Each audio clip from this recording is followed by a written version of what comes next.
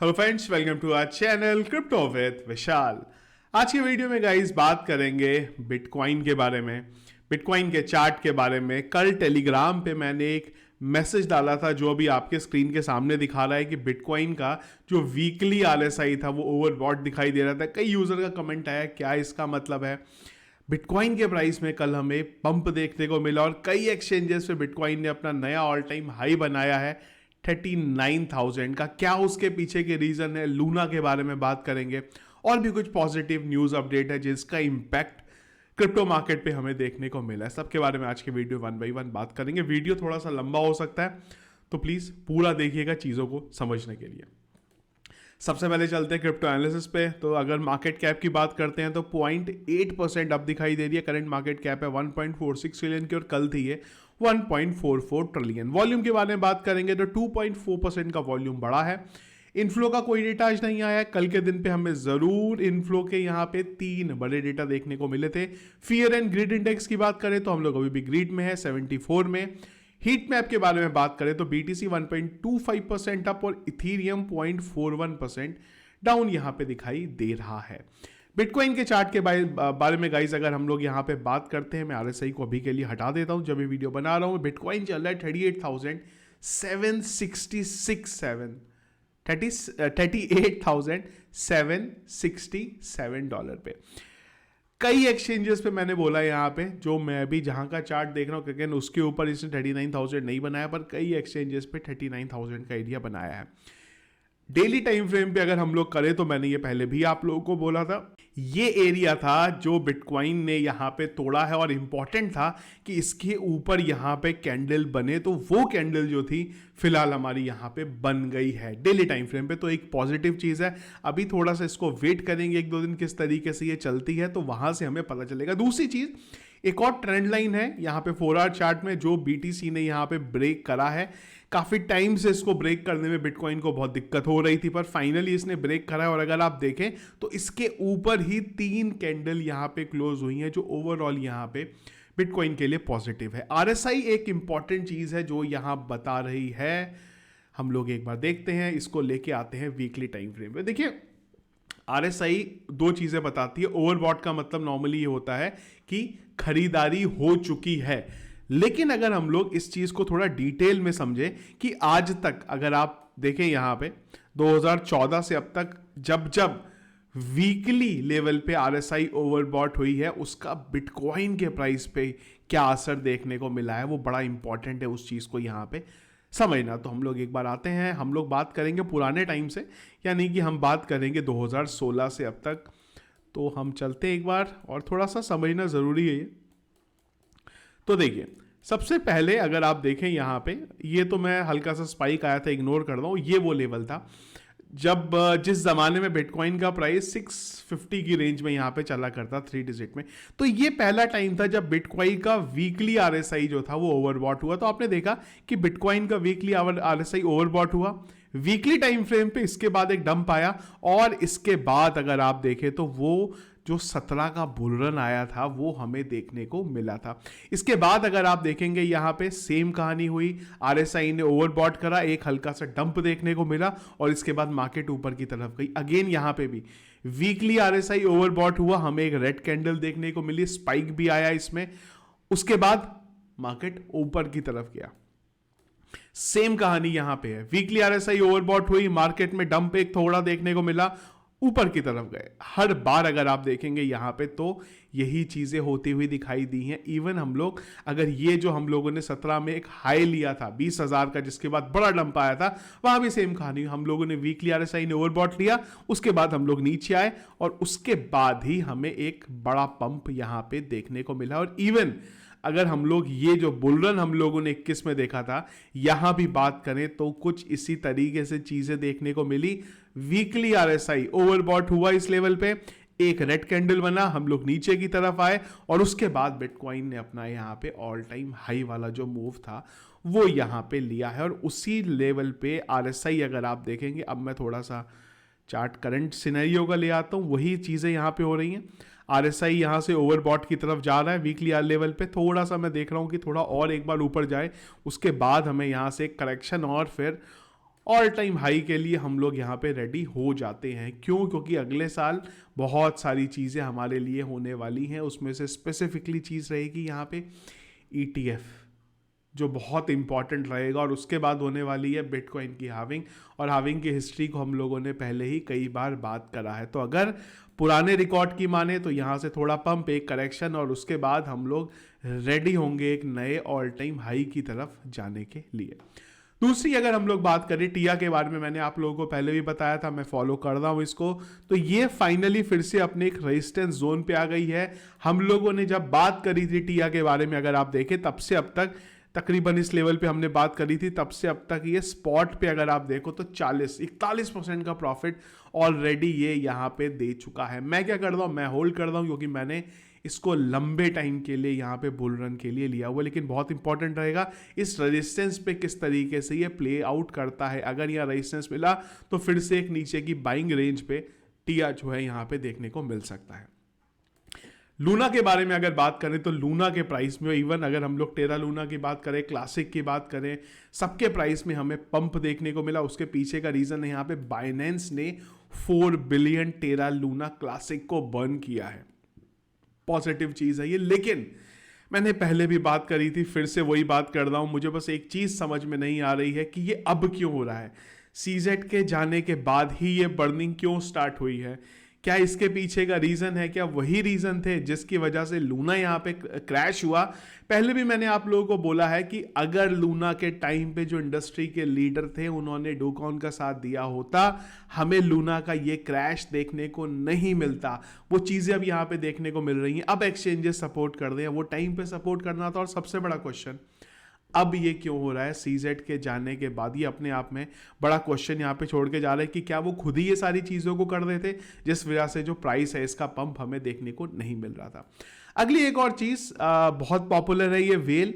एक ऐसी well, bitcoin well की बात कर रहा हूं मैं, जिसने अगर आप देखो 31 तारीख से, कौन सा, 10वें महीने से लेके अब तक 11वें महीने में अगर हम लोग बात करें नवंबर में, तो ऑलमोस्ट हर तारीख को बिटकॉइन यहां पे बाय करें। और अगर आप देखें तो इसने 34,000 से बिटकॉइन को बाय करना शुरू करा, जिसमें 36,000 भी था, 37,000 था, 36,000, 37,000, 37,000, इवन 38,000 पे भी इस वेल ने बाय करा है। और ये बाय करती ही जा रही है। और आज की डेट में अगर आप देखें तो टॉप वेल में से ये आ चुकी है। अगर हम लोग इसकी पोजीशन को यहाँ पे देखें रिचेस्ट वेल में, तो ये 66 पोजीशन पे यहाँ पे आ गई हुई है। 12,500 तकरीबन BTC इसके पास है। कौन है ये वेल?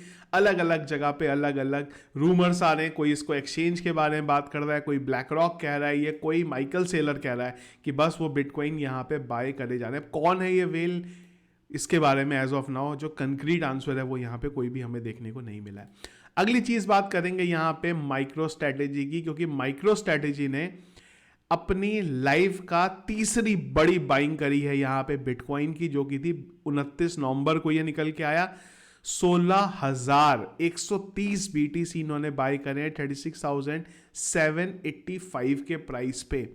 जितना पैसा है माइक्रो स्ट्रेटेजी के पास वो आज की डेट में पूरा बिटकॉइन को बाय करने पे लगा रहे हैं। और अगर आप देखिए as of now unrealised profit जो है उनका वो $1.4 बिलियन यहाँ पे हो गया हुआ है। अब आप इमेजिन करिए जब बिटकॉइन $1 लाख जाएगा तो ये अमाउंट कहाँ पे वो टाइम पे इनका पहुंच चुका होगा। अगर आप बात करते हैं ओवरऑल यहाँ पे इनकी, तो इनके पास करेंटली 1,74,530 बिटकॉइन जो है टोटल इनके अकाउंट में यहाँ पे हो गए हुए हैं। इसके बाद अगर हम लोग यहाँ पे आगे चलें तो ये पंप हमें कल क्यों देखने को मिला है, इसके पीछे के कुछ रीजन थे। उसमें से एक रीजन अब ये निकल के आ रहा है कि जो ETF अप्रूव होने की पोटेंशियल विंडो डेट है वो 5 जनवरी से लेके 10 जनवरी के बीच में, और इसमें भी उम्मीद की जा रही है 8, 9, 10 वो डेट रहेंगे, जिसमें से किसी एक दिन हमें ETF अप्रूव होता हुआ देखने को मिलेगा। एक और रिपोर्ट ये निकल के आई कि हो सकता है 8, 9, 10 तक आपको सारे के सारे जो ETF हैं वो अप्रूव होते हुए यहाँ पे देखने को मिल जाए। अगली इंपॉर्टेंट चीज थी वो ये थी कि FOMC की जो मीटिंग होने वाली है वो 12-13 दिसंबर को होने वाली है, और शायद उस मीटिंग में ऑफिशियली ये डिसीजन लिया जाएगा कि अब रेट हाइक नहीं होगी। एज ऑफ नाउ जो अपडेट है वो ये आ रहा है, और ये अपने आप में एक बुलिश अपडेट है, जिसकी वजह से भी कल के दिन में हमें बिटकॉइन के प्राइस का पंप देखने को मिला और बिटकॉइन ने 39,000 के लेवल को यहां टेस्ट किया है। एक और चीज भी कल हमें देखने को मिली, यूएस में जज ने फिर से एसईसी को फटकारा है और इस बार फॉल्स और मिसलीडिंग रिक्वेस्ट लेके यहाँ पे एसईसी आया था। बात हो रही है यहाँ पे एक और क्रिप्टो फर्म की जिसका नाम था डेप्टॉक्स, उसके अगेंस्ट में एसईसी यहाँ पे आया और यहाँ पे यूएस में उनको डांट पड़ी है कि आप फॉल्स और मिसलीडिंग इंफॉर्मेशन लेके हमारे पास आ रहे हो।